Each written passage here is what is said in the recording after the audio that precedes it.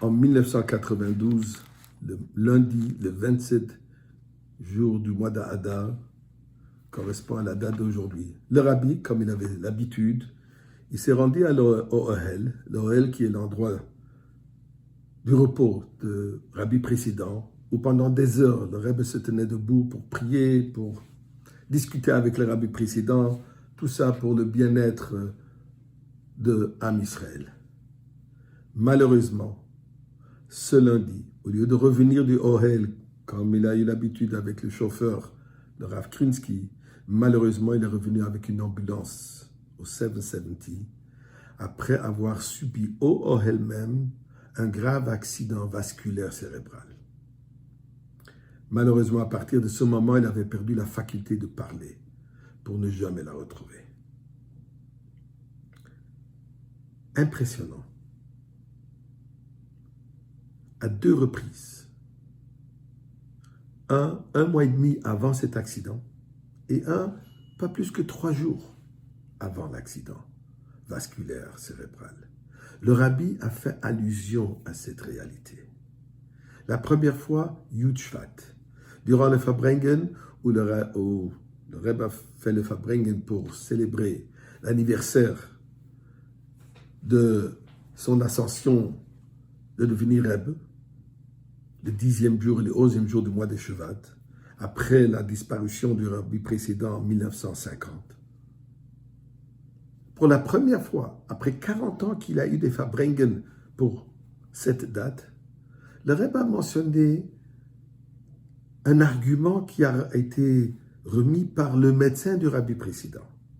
Il a posé la question. Le rabbi précédent, pendant quelques années jusqu'à sa disparition, malheureusement, avait des grandes difficultés de parler.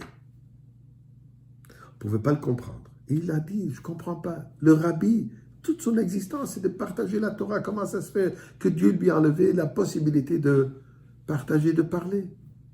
Eh bien, nous dit le rabbi là-dessus, ceci c'est pour nous enseigner, pour nous dire que c'est à nous, ses élèves, ses chassidim, ses adeptes, de propager ses enseignements. Donc, nous devons être son porte-parole. Première fois que le rabbi parle de ce sujet, qui est un sujet qui avait déjà 45 ans.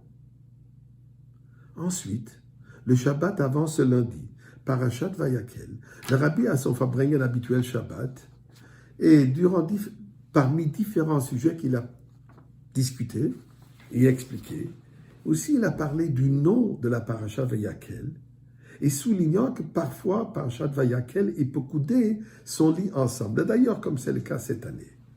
Et le Rebbe dit que ces 2 parchiotes, leurs noms, sont paradoxales. Et il explique.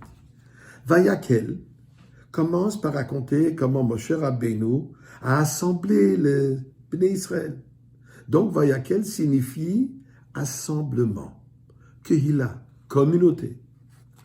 Tandis que le mot Pekudei, qui commence par un audit des composants du sanctuaire, du Mishkan, signifie les choses qui sont comptées. Donc l'accent il est mis sur l'élément de l'ensemble et l'individu au sein de la communauté.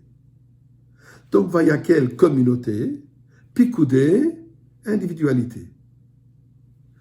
Donc nous dit le Rebbe en autres termes, Vayakel et Pekudei expriment leurs valeurs contrastées de communauté et d'individualité et la nécessité d'unir les deux.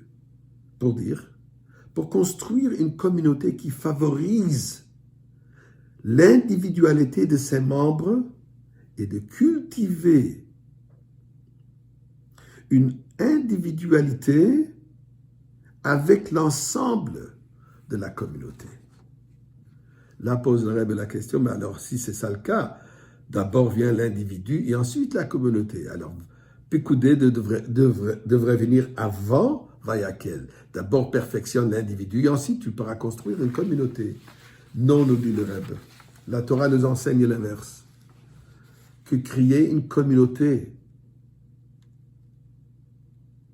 on doit le faire avant même d'avoir des individus parfaits.